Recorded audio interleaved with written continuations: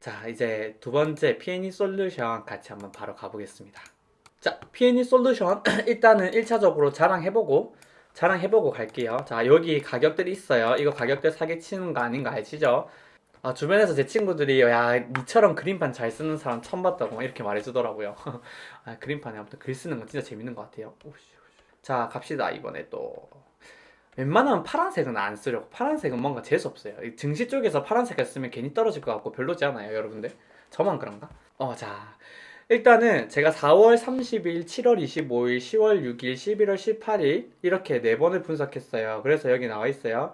여기 보면은 4월 29일, 7월 24일, 10월 5일, 그리고 이게 언제냐면 11월 18일 이렇게 되는 거예요. 11월 18일 이렇게 이제 제가 분석을 했었고요. 4월 30일 기준으로 했을 때 13,800원이 적정가였어요. 13,800원. 자, 여기가 적정가.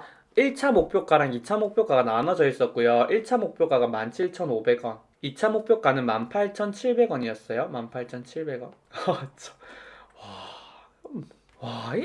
와, 여러분들, 와. 굉장하지 않아요?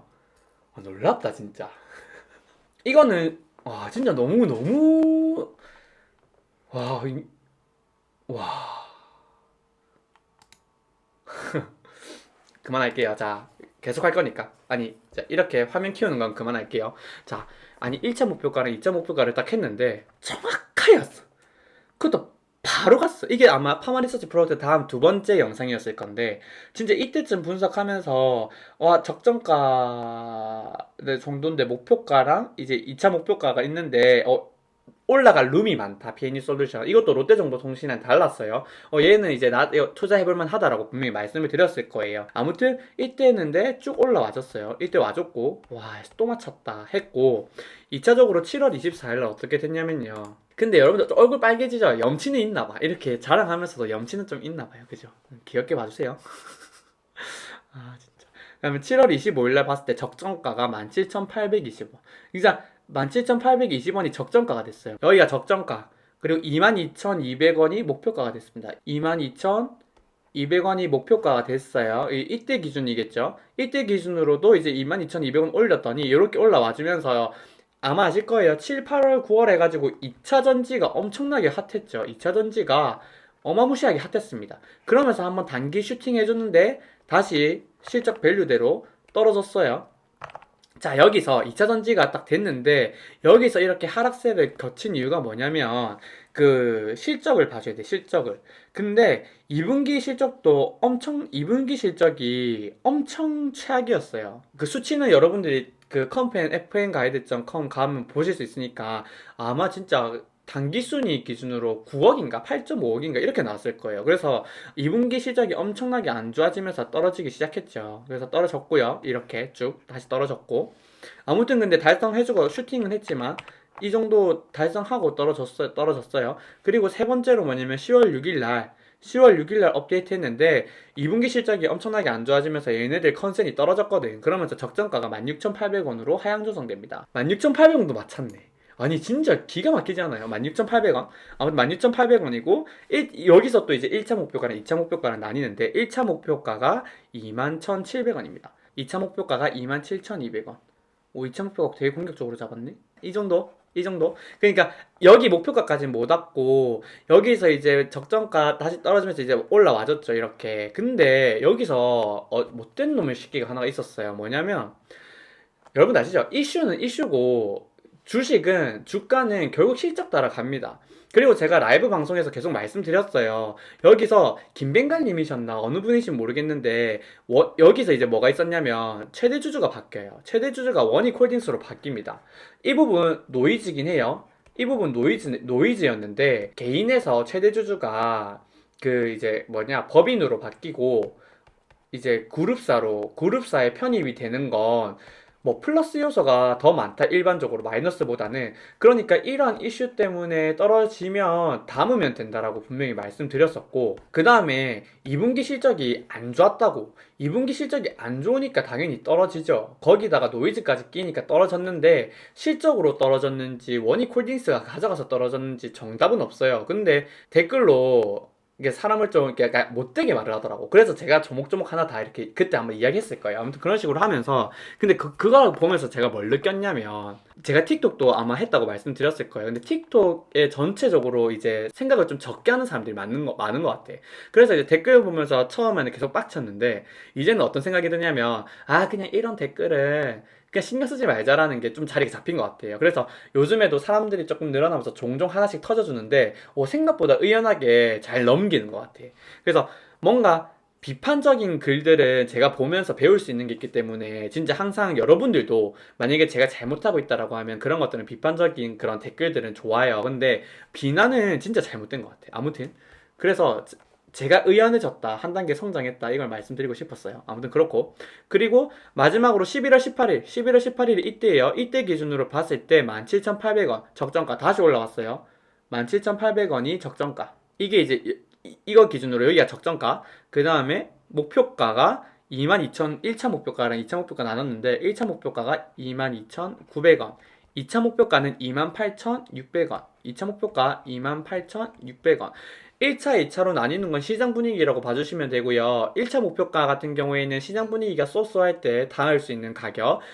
그 다음에 2차 목표가는 예전에 2차 전지 막 LG화학, 삼성 SDI 화학 할 때처럼 한번 확 가줄 때 터치할 수 있는 금액이라고 봐주시면 돼요. 그래서 지금 현재는 1차 목표가 기준 정도로 와줬다고 보시면 되고, 그러면 최근에 어떻게 이렇게 다시 강하게 올랐냐? 3분기 실적이 엄청나게 잘 나왔어요. 매출액이 231억, 그 다음에 영업이익이 26억, 당기순이익이 19억 이렇게 예상을 했는데 이제 실질적으로 찍힌 게 344억, 그 다음에 61억, 51억 됐어요. 실적이 좋아지니까 올라갈 수밖에 없지. 다 아시겠지만 제가 차트가 이렇고 매물대가 이러니까 이 정도 가격에서 놀 거야 라고 한 적이 있어요? 있어요? 전혀 없죠.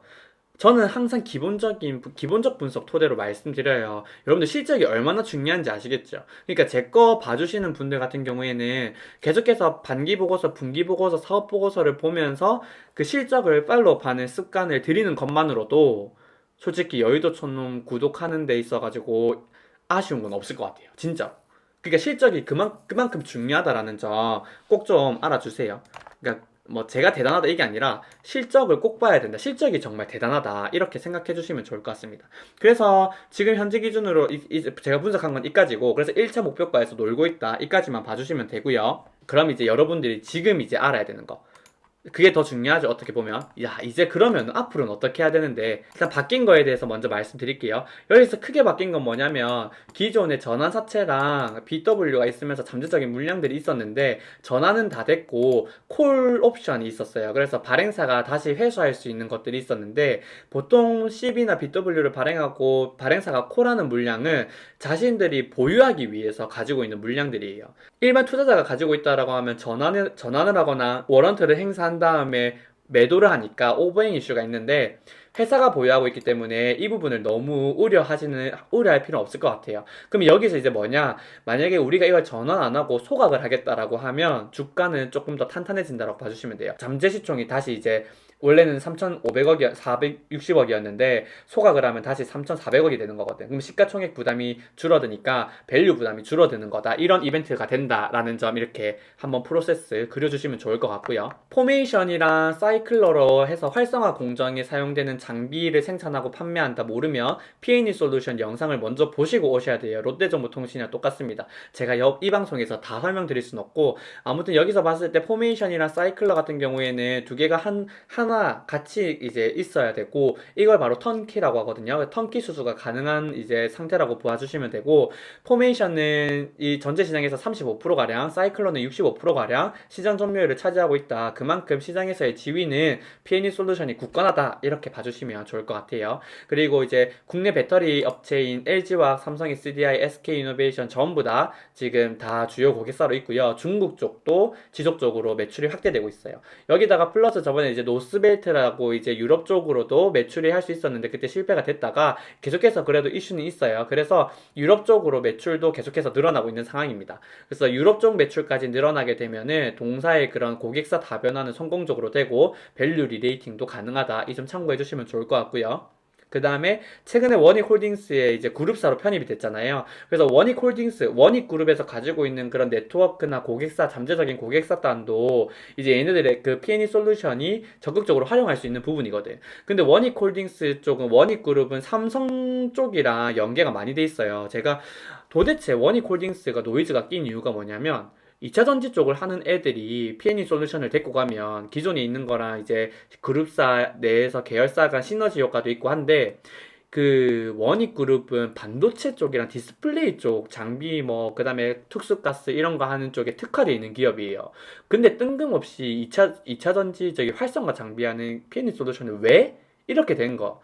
근데 이제 원익 그룹에서 말한 거는 반도체 쪽만 하다 보니까 실적 변동성이 너무 크다. 그래서 그런 전체적인 그룹사 내에서의 그런 실적 변동성을 줄이기 위해서 이제 2차전지 쪽 사업을 확장하겠다. 사업을 다각화하겠다라는 목적으로 이제 가져갔다 그래요. 아무튼 걔네들의 목적은 그렇고, 아무리 반도체 이제 여기서 이제 우려했던 게 뭐냐면, 너무 반도체랑 디스플레이가 주력이니까 편입은 했지만 P&E 솔루션을 2차 전지 쪽에 좀 뒷전 아닐까? 이런 이제 우려예요. 근데 제가 봤을 때는 원익에서 가지고 있는 그런 네트워크를 훨씬 더 잘 활용해서 이 P&E 솔루션이 얻을 수 있는 게 훨씬 더 많다고 보입니다. 그래서 대신에 이 그룹사 내에서 어떻게 성장하는지 그 성장 스토리를 이제 실적으로 말을 해줘야겠죠. 그 말을 하는 게 올해 2021년도가 될 거고, 이 2021년도에 만약에 그룹사 내에서 이제 좀 날개를 달고 잘 간다라고 하면 주가 수준은 3자도 보일 수 있을 것 같아요. 그래서 그 부분은 조금 이따 밸류에이션 때 말씀드리고,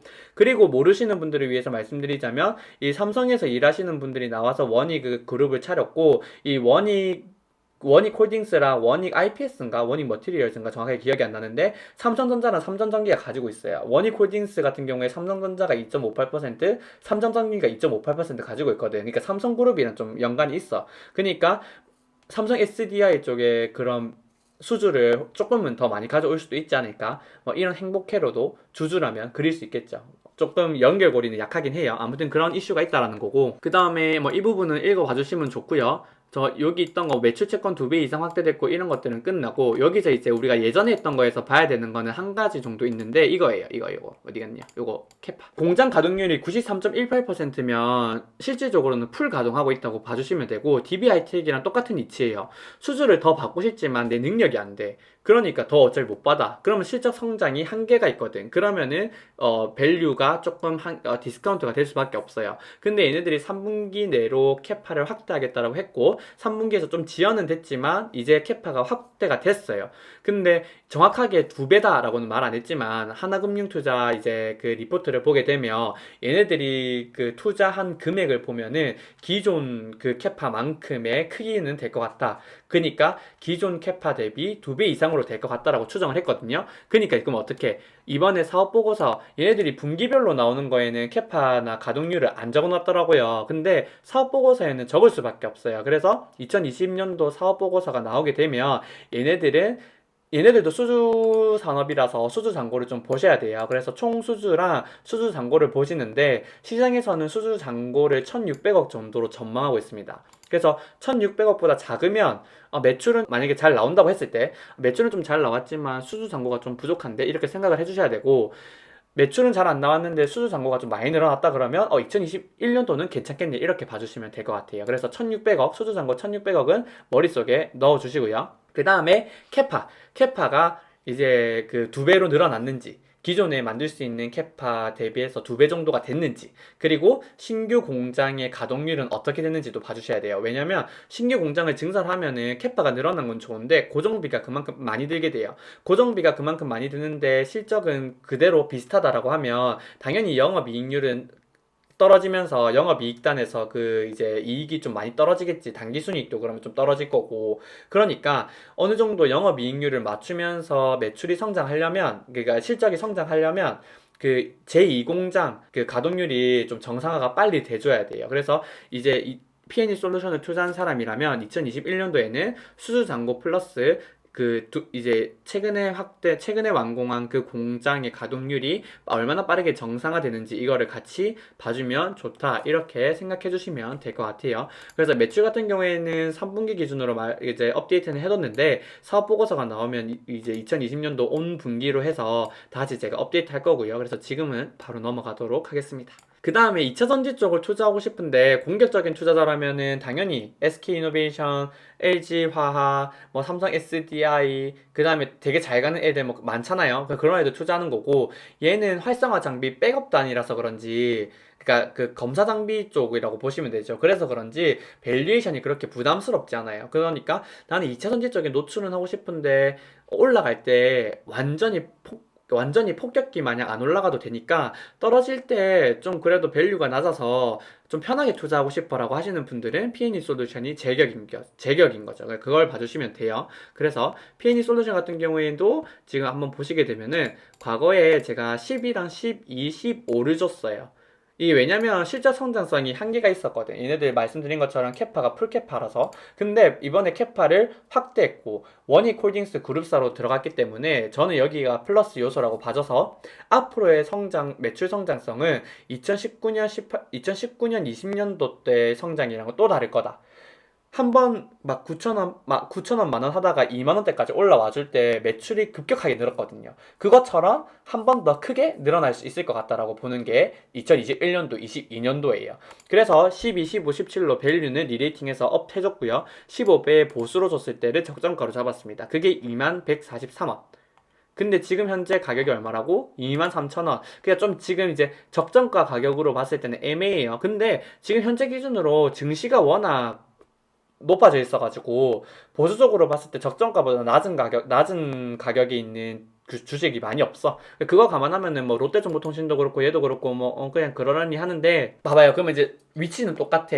얘의 목표가는 15배 공격을 줘서 26,300원이거든요. 그래서 이제 그 P&E 솔루션의 1차적인 목표가는 26,300원이라고 봐주시면 되는데 여기서 내가 뭘 투자할까를 보면 이제 플러스 알파 요소잖아요. 근데 지금 여기 P&E 솔루션 같은 경우에는 캐파가 가동되면서 그 매출이 늘어날 것 같은 게 컨센에 반영이 돼 있어요. 근데 2차 전지잖아. 2차 전지가 15배를 받고 있는 상태에서 성장이 본격화됐을 때 이 26,000원이 이 목표가가 26,300원에서 3만원, 4만원까지 올라갈 수 있는 그 가능성이랑 롯데정보통신처럼 ICT 기업이 롯데그룹이 디지털화도 돼야 되고 그 SOC 뉴딜 정책 관련해가지고 사업도 나와야 되고 데이터 센터 매출도 본격적으로 나와야 되고 그랬을 때 이제 목표가가 있는데 거기서 이 목표가가 또 한 번 상승을 하려면 우리가 기대했던 것보다 이상의 그런 뭔가 실적이 나와야 되거든. 그렇게 될 가능성을 따졌을 때 롯데정보통신보다는 P&E 솔루션이 그 플러스로 갈 수 있는 가능성이 크지 않나라고 봐져요. 그래서 뭐 둘 다 낮은 자리는 아니기 때문에 와 누구 보고 사라 하기는 좀 애매하지만 그냥 똑같이 돈이 있고 우리나라 주식이 롯데정보통신이랑 P&E 솔루션밖에 없다라고 했을 때는 저는 P&E 솔루션에 들어갈 것 같아요. 아무튼 그런 느낌이다 이렇게 봐주시면 될 것 같고 종합적인 의견도 중요하니까 말씀드리자면 코로나로 인해서 이연 수요가 2021년도에 나올 것이라는 기대감이 시장에 이미 있어요. 이 부분 하나 참고해 주시고 왜냐면 지금 많이 떨어졌거든. 기존에 봤을 때 그 2020년도 원래 컨센이 1900억이 224억이었어요. 여기 보면은 지금 근데 떨어졌죠. 1700. 이게 2분기 때 너무 안 좋아서. 그리고 다시 올라가요. 1800. 근데 아무튼 초반보다 떨어졌어요. 지금 1700 이렇게 나와. 그러니까 이 부분이 좀 애매한데 지연된 게 있다. 근데 지금 2차 전지 쪽은 엄청나게 올라가고 있잖아요. 그러니까 올해는 괜찮을 거다라는 기대감이 있어요. 근데 이 부분도 역시 또한 만약에 실현이 안 되면, 현실화가 안 되면 주가는 조정이 될 수 있는 부분이겠죠. 그 다음에 여기 보게 되면은 상향된 캐파에 대한 구체적인 수치 및 가동률을 확인할 수 있을 것으로 판단된다. 사업보고서가 나오면. 그래서 요거 한번 보자. 시장에서 기대하고 있는 수주 잔고는 1600억 정도니까 그거 한번 보자. 여기서 플러스 하나 더 봐야 되는 게 뭐냐면 지금 얘는 잠정 실적이 안 나왔잖아요. 그렇기 때문에 지금 시장 현재 컨센이 1700억, 230억, 200억인데 얘를 맞추려면 4분기 실적이 이렇게 나와야 돼요. 978억, 120억, 95억. 그래서 이것도 머리에 넣어 두시고 2020년도 사업 보고서가 나왔을 때 이 수치보다 업이 됐는지 다운이 됐는지 얼마나 업이 됐는지 얼마나 다운됐는지 수주 잔고는 어떻게 됐는지 가동률은 어떻게 됐는지 이거 꼭 보셔야 돼요. 그래서 P&E 솔루션을 투자하고 있으신 분이라면 꼭 보자 이렇게 생각해 주시면 되고요. 단점 보게 되면 실적 성장이 가시화되지 않는 한 15배 정도의 밸류로 일어났다. 지금 제가 밸류에이션 한 게 15배잖아요. 근데 아까 잠시 말씀드린 것처럼 지금 이제 새로 신규 증설한 공장 가동률도 빨리 올라와주고 그 그룹사 인적 네트워크를 활용해서 뭔가 고객사도 다변화하고 이렇게 돼서 확 올라가게 되면 17배도 금방 갈 수 있다는 거지. 근데 그렇게 되면은 3만 원 찍을 수 있다는 거예요. 그런 말이고. 근데 이제 이게 되기 전까지는 15배에서 머물 수밖에 없다. 그래서 이게 단점. 그리고 공장 증설 등으로 인한 고정비 상승 불가피, 요거 말씀드렸고요. 요것도 한번 봐주시면 돼요. 이제 유럽 같은 경우에 지금 코로나가 한국보다 더 심하잖아요. 그러니까 이 유럽 쪽 매출이 조금 악화될 가능성이 있거든요. 그래서 그 부분도 한번 봐주면 좋다, 이런 뜻이에요. 그래서 뭐 이런 것들은 같이 한번 봐주시면 될 것 같아요. 종합 의견 이렇다. 이렇게 되면은 일단 얘도 다 말씀드린 것 같아요.